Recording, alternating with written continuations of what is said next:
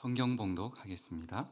오늘 말씀은 마태복음 5장 8절 한 절의 말씀입니다. 우리 합독하도록 하겠습니다. 마태복음 5장 8절입니다. 같이 읽습니다.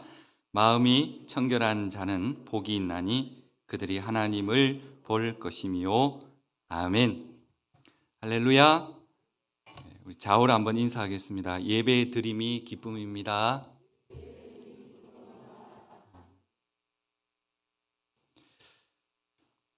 우리는 하나님을 믿고 섬길 때 타 종교처럼 어떤 형상을 만들어 놓지 않습니다. 그 형상 앞에 우리가 절을 하거나 그 형상을 섬기지 않는다는 것이죠. 사실은 우리에게 뭔가 좀 보여주면 이게 하나님이다라고 우리에게 보여줬다면 더 잘 섬기지 않을까라는 그런 멍청한 생각일 수도 있겠지만 한 번씩 그런 생각을 해볼 때가 있습니다. 그런데 하나님은 절대로 어떤 형상이라도 만들지 말라고도 하셨기 때문에 우리가 하나님을 형상화시킬 수가 없는 것입니다. 그리고 또 출애굽기에 보면 하나님을 보고 살 자가 없다라고도 모세에게 말씀하신 것처럼 구약의 사람들은 이 죄인인 인간이 지극히 거룩한 하나님을 보면 죽을 것이라 라고 그렇게 생각을 했었습니다. 그런 의미에서 하나님의 음성조차 듣는 것도 굉장히 두려워했었습니다. 그래서 이사야도 그랬고 모세도 하나님의 음성을 들었을 때 즉각 그 자리에 엎드려서 하나님의 음성을 듣고자 했던 것이죠. 감히 눈을 들어서 하나님을 바라볼 수는 없었습니다. 이처럼 하나님을 볼 수 있는 그런 가능성들을 하나님은 차단시켜 놓았습니다. 그런데 오늘 팔복 중에서 이제 6번째인데요. 하나님을 볼 수 있다라고 말씀합니다. 벌써 6번째입니까? 이제 6번째입니까? 잊을만 하면 이제 제가 팔복 중에 하나를 들고 나와서 좀 그렇습니다. 올해 안에는 끝날 것 같은데요. 팔복 아직 남아 있습니다. 기대하셔도 좋겠습니다.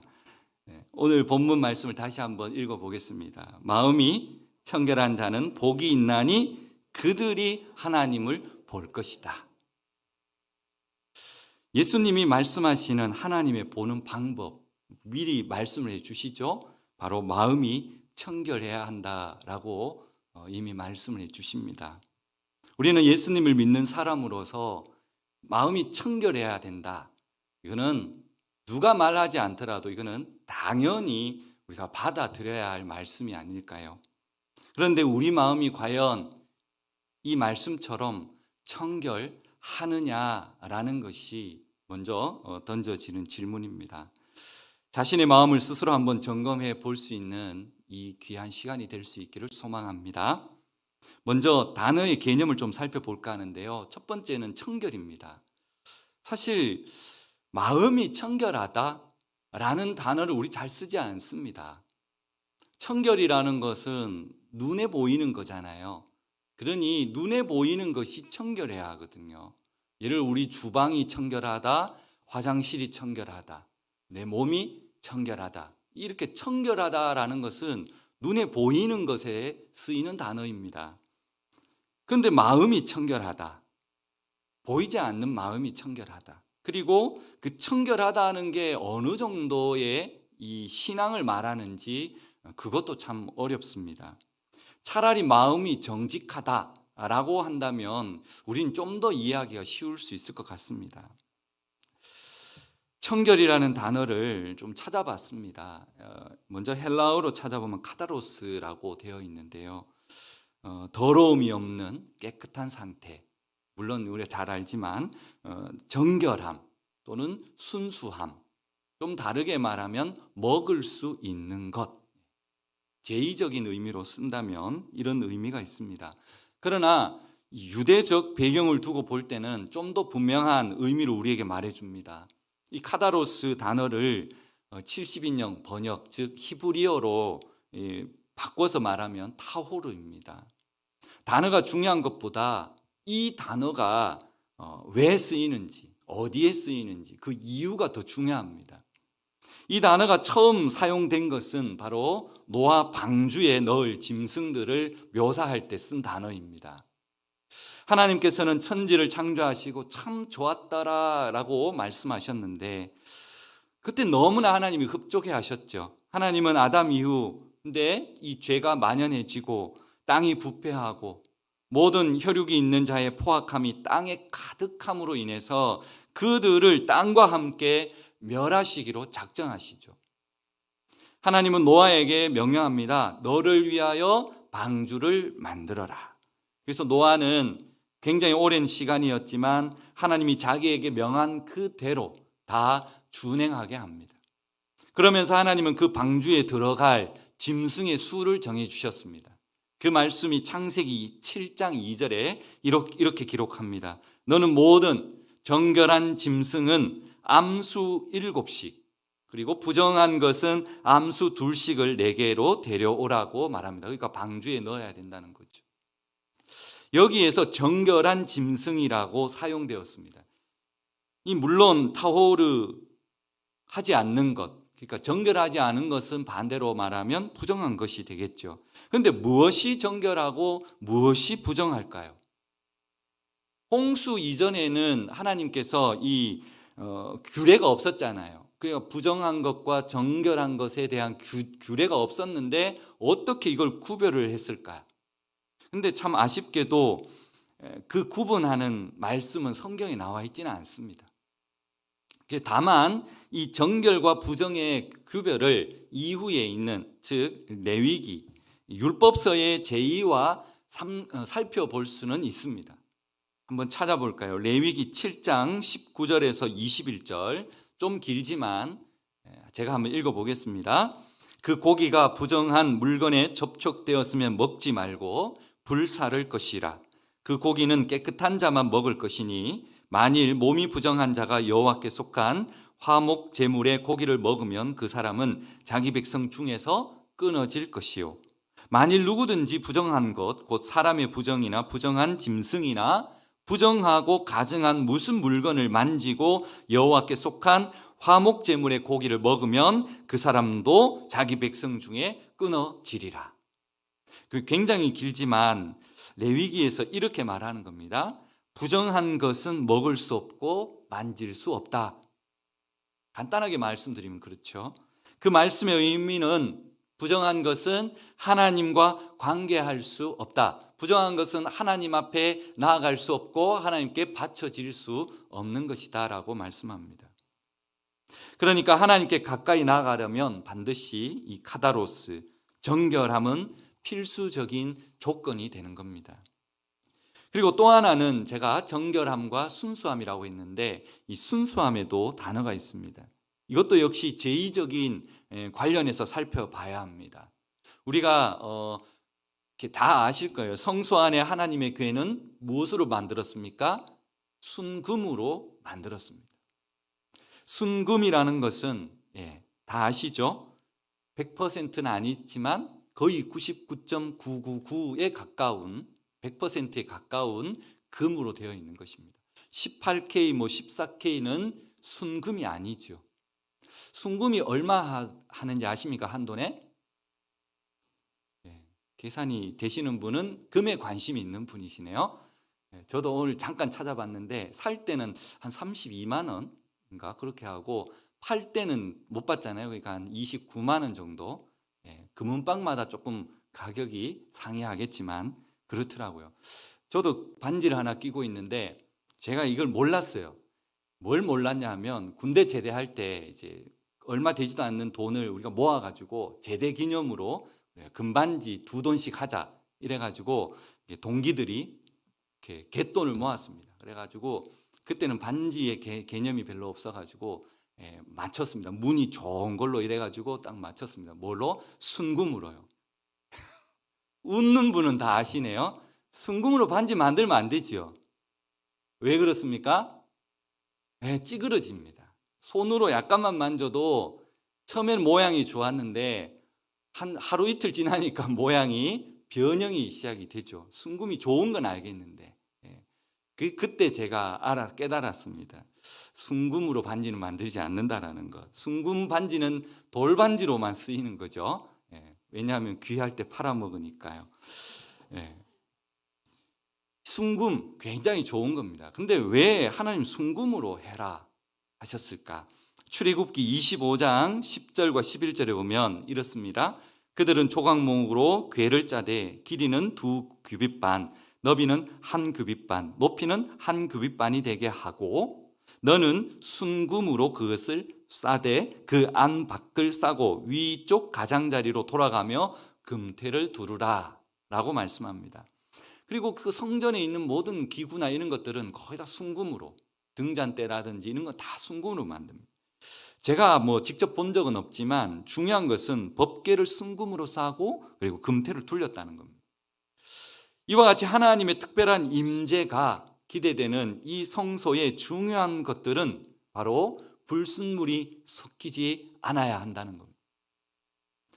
그때 사용된 단어가 바로 타호르입니다. 하나님께 나아가기 위해서는 반드시 우리의 마음이 순수해야 하고 그리고 정결해야 한다는 것을 말씀해 주고 있습니다. 이러한 제의적인 개념이 신약에 와서는 사실 도덕적이고 영적인 성결의 개념으로 대치되었는데 바로 청결한 마음을 이 신약적인 의미로 조금 찾아본다면 이런 의미가 있습니다. 두 마음을 품지 않고 오로지 하나님만 바라보는 그런 순전한 마음으로 하나님께 나아가야 하는 것이죠. 우리는 두 마음을 가지면 안 되는 겁니다. 우리의 마음이 이랬다 저랬다도 되지 않습니다. 오로지 하나님, 그런 마음에 하나님이 보인다는 것입니다. 그런 마음을 가진 사람이 하나님을 만날 수 있고 하나님을 경험할 수 있는 줄 믿으시기 바랍니다. 성도 여러분, 우리 두 마음을 품지 말고 정결한 마음과 순수한 마음으로 하나님을 바라볼 수 있기를 소망합니다. 두 번째로 살펴볼 단어가 마음입니다. 우리 예수님은 이 카다로스 앞에 수식어를 하나 붙여놓았죠. 바로 무엇이 정결한 자입니까? 마음이 정결한 자입니다. 하나님은 기본적으로 인간의 마음을 사실 부패한 것으로 보십니다. 예레미야 17장 9절과 10절에 보시면 만물보다 거짓되고 심히 부패한 것은 마음이다 라고 말씀합니다. 누가 능히 이를 알리오마는 나 여호와는 심장을 살피며 폐부를 시험하고 각각 그의 행위와 그의 행실대로 보응한다라고 말씀하는 것처럼 우리가 사실 인정하기는 싫지만 만물보다 거짓되고 부패한 것이 바로 우리의 마음인 겁니다. 그렇죠? 예수님 믿었다고 우리의 마음이 깨끗해질까요? 물론 깨끗해집니다. 그때. 근데 또 마음이 변하지 않습니까? 하루에도 몇 번 우리는 딴 생각을 하고 딴 마음을 품고 살아갑니다. 아무리 마음을 바르게 하고 싶지만 우리의 본성이 이 죄인이기 때문에 우리는 청결한 마음을 가지고 살아가기가 너무나도 힘든 것입니다. 따라서 우리가 깨끗해지는 것은 우리의 노력으로 되는 것이 아니라 바로 하나님의 은혜로 되는 줄 믿으시기 바랍니다.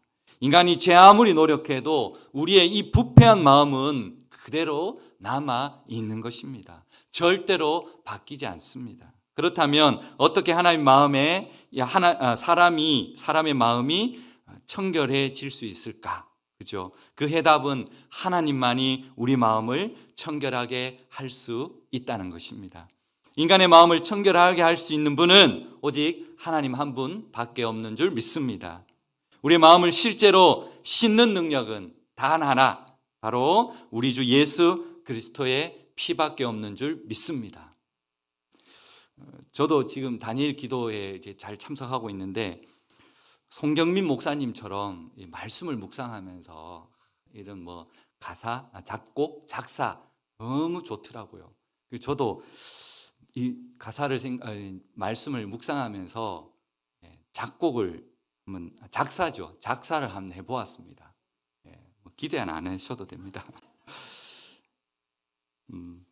나의 죄를 씻기는 예수의 피밖에 없네.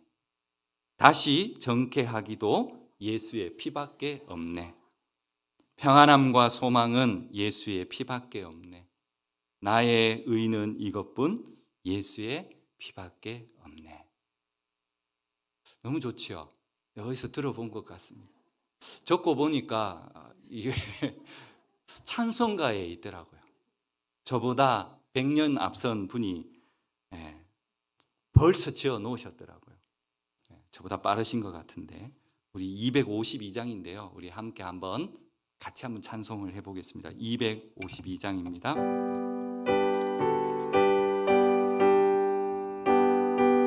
박수 치면서 찬양할까요? 나의 죄를 씻기는 예수의 피밖에 없네. 다시 정케하기도 예수의 피밖에 없네. 예수의 흘린 피 날 희게 하오네. 귀하고 귀하다 예수의 피밖에 나를 정케하기는 예수의 피밖에 없네. 사죄하는 증거도 예수의 피밖에 없네. 예수의 흘린 피 날 희게 하오네. 귀하고 귀하다 예수의 피밖에 4절 평안함과 소망은 예수의 피밖에 없네. 나의 의는 이것뿐 예수의 피밖에 없네. 예수의 흘린 피 날 희게 하오니. 귀하고 귀하다 예수의 피밖에 영원토록 내 할 말 예수의 피밖에 없네. 나의 장미 제목은 예수의 피밖에 없네. 예수의 흘린 피 날 희게 하오니. 귀하고 귀하다 예수의 피밖에 없네. 아멘. 하나님께서는 이렇게 그리스도의 언약의 피로 우리의 마음을 깨끗이 씻은 후에 언제나 성령님을 통해서 우리에게 새 마음을 주시는 것입니다. 그래서 에스겔 선지자는 이렇게 말씀하시죠. 36장에 보면 또 새 영을 너희 속에 두고 새 마음을 너희에게 주되 너희 육신에서 굳은 마음을 제하고 부드러운 마음을 줄 것이며 또 내 영을 너희 속에 두어 너희로 내 율례를 행하게 하리니 너희가 내 규례를 지켜 행하라 라고 말씀한 겁니다. 그렇습니다. 예수님이 이 땅에 계실 때 언제나 이 마음을 향하여 우리의 마음을 향하여 예수님은 선포하셨습니다. 왜냐하면 이 인간의 문제의 중심이 언제나 이 마음에 있기 때문이죠. 그런데 이 유대인들은 이 청결함 이것을 의미를 바로 안에 아니라 외적인 것에 두는 겁니다. 그래서 마가복음 7장을 보면 장로들의 이 전통에 대해서 언급을 하고 있는데요. 마가복음 7장 3절과 4절에 보면 바리새인들과 모든 유대인들은 이 장로들의 전통을 지켜서 손을 잘 씻지 않고서는 음식을 먹지 않았습니다.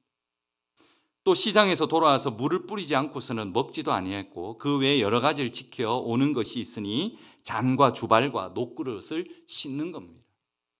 물론 정결하게 하는 그 율례 중요합니다. 깨끗한 것 중요하죠. 이것은 율법에 규정되어 있지 않습니다.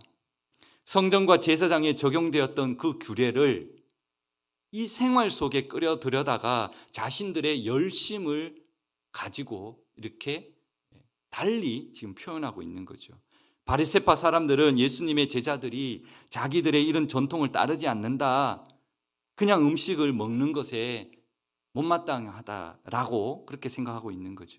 이런 형식주의자들에게 예수님은 호통을 치십니다. 계속 7장을 이어볼까요? 6절에서 16절까지인데요. 이렇게 말합니다. 마지막 절에 보면 마음은 내게서 멀어졌다. 7절에 나를 헛되이 경배하는도다. 8절에 사람의 전통을 지키고 있다. 9절에 하나님의 계명을 잘 저버리는도다. 그리고 15절에 보면 무엇이든지 밖에서 사람에게로 들어오는 것은 능히 사람을 더럽게 하지 못하되 사람 안에서 나오는 것이 사람을 더럽게 한다라고 예수님은 말씀합니다. 사람 안에서 나오는 것이 더럽다라고 말하는데 그것이 무엇이겠습니까? 역시 마가복음 7장에 있습니다. 21절과 23절에 보면 속에서 곧 사람의 마음에서 나오는 것이 있는데 악한 생각, 음란, 도둑질, 살인, 간음, 탐욕, 악독, 속임, 음탕, 질투, 비방, 교만, 우매함, 이 모든 악한 것이 다 속에서 나와서 사람을 더럽게 한다라고 말씀합니다. 의롭다고 자처하는 사람들의 부패는 형식이 아니었습니다. 마음에 있는 겁니다. 이것이 예수님이 팔복에서 마음의 청결을 언급하는 배경이 되는 것입니다. 정결은 중요합니다. 하나님은 깨끗한 것을 원하십니다. 거룩한 하나님 앞에 부정한 상태로 우리는 나아갈 수가 없는 것입니다. 그러나 하나님이 보이는 그 정결함은 외형, 형식이 아니라 바로 우리의 마음에 있다는 것입니다. 그래서 마음이 청결한 자가 복이 있다라는 것이죠. 잠언 4장 23절에 모든 지킬 만한 것 중에 더욱 내 마음을 지키라. 생명이 근원이 이에서 난다라고 말씀합니다. 이것을 보면 마음이 얼마나 중요한지를 알 수가 있죠. 그리고 결국 인간의 문제는 이 마음에 있다라는 것입니다. 예수님은 그 사람이 겉으로 어떻게 행동하느냐 그것보다 그 사람의 중심에 무엇을 담고 있느냐 거기에 더 보고 계시는 것입니다. 그래서 세 번째로 살펴볼 것은 바로 마음의 청결은 결국 동기에 순수함이 있어야 한다는 것입니다. 하나님은 사람의 중심을 보는 줄 믿습니다. 당시 예수님을 따르는 무리들, 즉 예수님의 가장 가까이에 있는 제자들도 어떤 동기로 예수님을 따르고 있었습니까? 그들은 좋은 동기 아니었습니다. 정치적인 이유나 아니면 사회적인 욕구, 세상적인 욕구로 처음에 따라다녔죠. 그래서 주님은 이렇게 말씀하셨습니다. 요한복음 6장에 보면 너희가 나를 찾은 것은 표적을 본 까닭이 아니요 떡을 먹고 배부른 까닭이라다. 썩을 양식을 위하여 일하지 말고 영생하도록 있는 양식을 위하여 일하라고 말씀합니다. 우리는 결과에 관심을 갖지만 결국 예수님은 항상 이러한 동기에 관심을 갖고 계신다는 겁니다. 구약의 언약은 대부분 행위 언약입니다. 그 행위 언약이라는 것은 율법이나 십계명을 주면서 이렇게 살아라고 말씀하는 거죠. 율법 십계명이 그런 거 아닙니까? 해라, 하지 말라. 그게 행위 언약이었습니다. 그렇지만 예수님이 오신 이후로는 은혜 언약입니다. 십자가의 사랑입니다. 무조건적인 사랑이었고 은혜였습니다. 행위가 필요 없다는 것이 아니라 우리가 은혜를 받았다면 당연히 그에 맞는 행동이 뒤따라오는 것입니다. 우리들이 아무리 봉사를 많이 하고 부지런히 일을 한다고 해도 주님은 어떤 마음으로 그 일을 하느냐 보고 계시는 겁니다. 결과만을 가지고 우리가 봉사하고 헌신하면 반드시 힘이 들고 시험에 듭니다. 열심히 했는데 잘못되었다고, 누가 알아주지 않는다고 마음에 상처를 받게 되는 거죠. 세상 종교처럼 고행을 하고 선을 쌓아야 복을 받을 수 있다면 예수님이 진 십자가는 의미가 없게 되는 것입니다. 그러나 선한 마음을 가지고 봉사하고 헌신한다면 힘은 들지만 시험에 들지는 않습니다. 누가 알아주지 않아도 이미 받은 은혜가 있기 때문에 그 은혜로 주님께 봉사하고 희생하고 헌신하는 것이기 때문에 결코 시험 들지 않습니다. 우리가 예배 드리는 것, 헌금을 드리는 것, 헌신하고 봉사하는 것, 그 모든 것이 하나님께 무엇을 바라고 하는 것이 아니라 이미 내가 받은 은혜이고 이미 모든 것이 하나님의 것이기 때문에 제가 하나님께 드릴 수 있는 것이고 예배를 드리는 것이고 헌금을 드리는 것입니다. 그것이 바로 헌신인 줄 믿습니다. 성도 여러분, 우리 신앙의 최고의 바람이 무엇입니까? 물론 여러 가지가 있겠죠. 근데 오늘 말씀에 비추어 본다면 그것은 하나님을 만나는 것 아닐까요?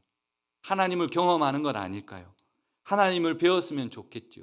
예수님을 꿈에서라도 만났으면 좋겠다라는 생각을 가져봅니다. 근데 우리는 이미 이것을 이루었고요. 이미 그것을 경험을 했습니다. 그래서 이제 마지막 질문으로 하나님을 본다라는 말은 무슨 의미가 있을까? 우리 사람의 눈이 있잖아요. 볼 수 있는 기관이죠. 근데 이 눈이 고장나면 되게 많이 불편하잖아요. 그렇죠? 그리고 눈이 굉장히 또 예민합니다. 작은 것 눈에 들어가면 바로 반응을 하죠. 그러면서 눈물이 나오면서 그것을 씻어내지 않습니까? 경험이 없으십니까? 물로 씻으십니까? 아니죠. 자동입니다. 자동. 근데 그 눈물이 안 나오면 이제 어쩔 수 없이 안약을 넣어야 되겠죠. 또 눈물이 너무 많이 나와도 눈물샘이 많이 나와도 또 문제이기도 합니다. 또 우리 눈이 가만히 눈 뜨고 있는 게 아니죠. 하루에 이 계산을 제가 안 해봤는데 하루에 25,000번 깜빡인답니다. 나도 모르게 25,000번을 깜빡이죠. 한 2초, 3초 만에 한 번씩 깜빡인다는 겁니다. 이 깜빡이지 않으면 눈이 건조해서 또 병이 나기도 하는 겁니다. 눈으로 볼 수 있다는 건 너무 좋습니다. 우리 다니엘 기도회가 이제 19일차, 오늘 20일차인데 매 시간마다 우리가 은혜를 많이 받지 않습니까? 이제 내일이 끝나면 이제 간증을 하는 시간이 있을 텐데 저도 그런 생각을 해봅니다. 몇 년 뒤에 저도 저 다니엘 기도회 간증의 주인공이 된다면 저 자리에 서서 어떤 이야기를 할까? 꿈이 야무집니까? 그런 생각 안 해봅니까? 몇 시간이 은혜의 시간이고 참 좋은 시간인데 사실 우리 모두가 이미 하나님을 자랑하는 간증의 주인공입니다. 아니 앞에 나와서 꼭 간증을 해야 되는 게 아니지 않습니까? 우리 하나님을 이미 만났고 하나님이 경험했기 때문에 이 자리에 앉아서 예배드리는 것입니다. 그렇기 때문에 비록 큰 게 아니라 사소한 어떤 그런 만남이라 할지라도 좀 작은 하나님의 은혜라고 할지라도 우리는 이미 하나님을 경험했고 우리는 이미 하나님을 간증하는 그러한 간증의 주인공들입니다. 비록 강사들처럼 위대한 일은 못했지만 소소한 일상에서 또 개인적으로 우리 모두 하나님을 만났고 하나님을 자랑합니다. 그러니 우리가 이 자리에 앉아서 하나님을 바라볼 수 있는 이유인 겁니다. 아직 하나님을 만나지 못했다라고 생각되어지겠지만 하나님은 사실 우리 이 눈으로 볼 수 있는 분이 아닌 것입니다. 여러분, 하나님을 뵙는다는 것은 육신의 눈으로 본다는 의미가 아니라 바로 영적으로 그분을 느끼고 만나는 겁니다. 그리고 우리의 말씀으로 그분을 아는 것입니다.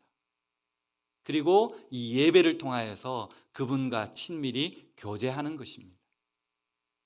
그것이 바로 하나님을 만나는 것이고 하나님을 경험하는 것입니다.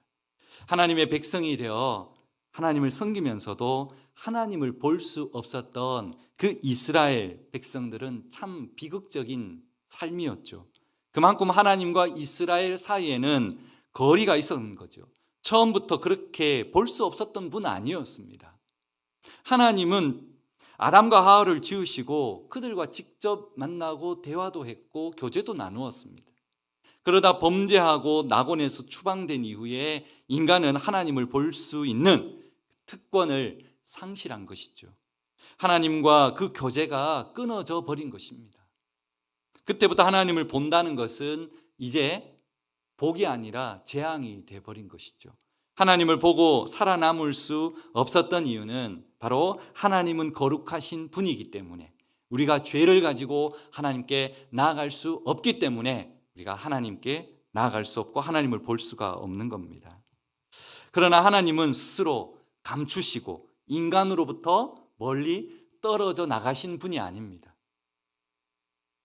하나님을 보고 살 자가 없는 것은 분명한 사실이지만 그럼에도 불구하고 하나님은 계속해서 하나님 보여주시고 하나님은 나타내 주시고 하나님은 만나 주시는 겁니다. 한번 몇 가지만 볼까요? 창세기 18장에 보면 아브라함은 이 나그네로 변장한 하나님을 만나고 그리고 그 하나님과 식사도 하고 그리고 아들에 대한 그 약속을 받습니다. 이삭을 받는 약속받는 그런 장면이 나옵니다. 아브라함이 죽지 않았습니다. 하나님을 만났음에도 불구하고 죽지 않았습니다. 또 출애굽기 33장을 보면 하나님의 영광을 보여달라고 조르는 그 모세를 하나님은 또 만나 주시죠. 비록 내 등은 볼 수 없다라고, 얼굴은 볼 수 없지만 등은 보여주셨다라는 것이죠. 그러면서 하나님 만남을 허락해 주셨습니다. 모세가 죽지 않았습니다. 또 사사기 13장에 보면 삼손의 아버지 마노아 역시 하나님을 만났지만 그 역시 죽을까 걱정을 했지만 죽지 않았습니다.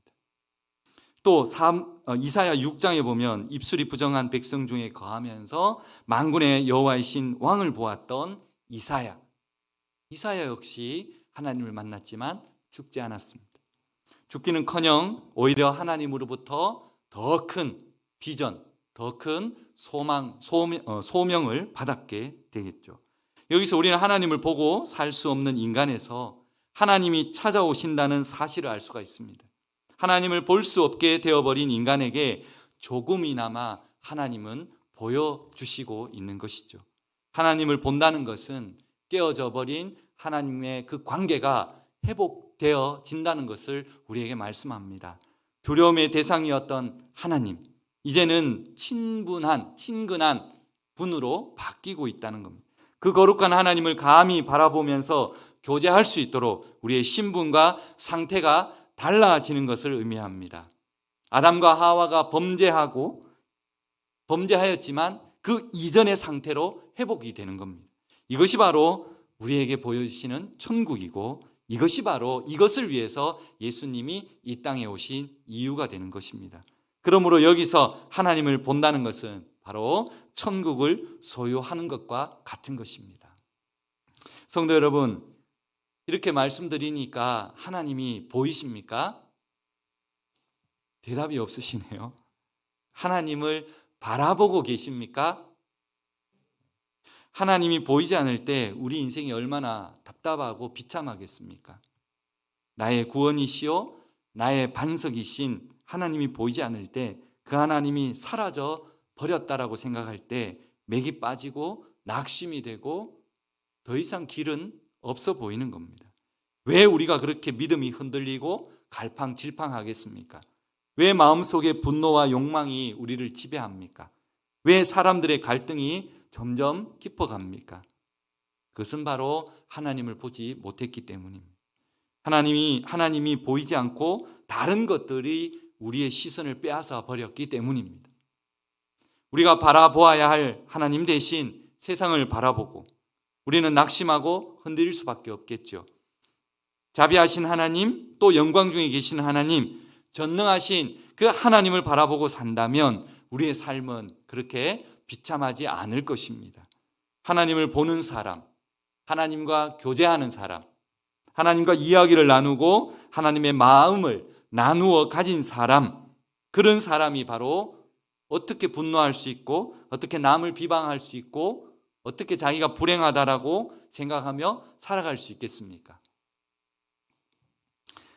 그런데 누가 그처럼 하나님을 볼 수 있는가 하면 바로 오늘 말씀처럼 마음이 청결한 자가 하나님을 볼 수가 있는 것입니다. 거꾸로 말하면 마음이 청결하지 못한 사람은 하나님을 볼 수가 없는 것입니다. 말씀을 이제 맺겠습니다. 성도 여러분, 하나님 만나기를 사모하시기 바랍니다. 하나님을 더 많이 알고자 노력하시기 바랍니다. 이 세상에 하나님을 더 잘 알고 날마다 하나님을 더 가까이 보는 것보다 더 귀한 것 없는 줄 믿습니다. 야고보서 4장 8절에 하나님을 가까이 하라. 그리하면 너희를 가까이 하시리라. 죄인들아 손을 깨끗이 하라.